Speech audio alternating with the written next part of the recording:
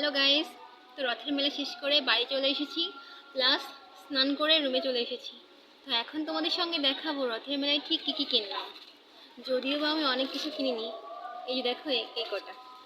First of all আমি কিন্তু এখানে আনপ্যাক করিনি, বোন চেয়েছিল আনপ্যাক করতে, কিন্তু আমি বলেছি না থাক ক্যামেরার সামনে।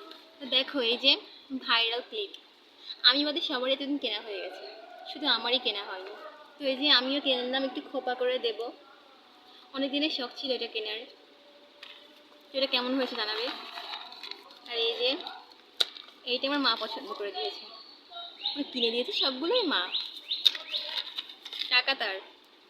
এই পছন্দটা আমার। আর এটা এই যে দেখো কাচের মতন জিলজিল করছে, কেমন লাগছে তোমরা বলবে। আরেকটা দেখেছিলাম আমি, সেটা পিঙ্কের মধ্যে এই যে কাচের মতন সাদা কালারটা ছিল। মা বলছে ওই পিঙ্কের সাদা থেকে সাদাটা বেশি সুন্দর লাগছে। আর এই যে দেখো, আমি কোথায় এখন সংসার করবো নাকি এটা দিয়ে। যাই হোক, এটা মা কিনেছে হলো আমাদের তামাক গুঁড়ো করে, তো জেঠি হলো ওইটা একটা কাপড়ের পরে ঝাঁকে, এই জন্য মা এটা কিনেছে। এরপরে তামাক রেখে এইভাবে এইভাবে এই যে। আর আর একটা ভেরি ভেরি ইম্পর্টেন্ট জিনিস আছে, আমার ডায়মন্ড নোজ পিঙ্ক। এই যে নাকে একটা দেখছো, আর এই একটা, এটা যদিও এবার রথের মেলার থেকে কেনা না।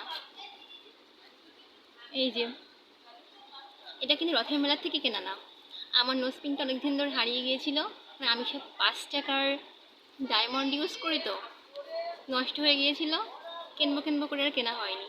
তো আজকে দুটো কিনছিলাম যাওয়ার সময়।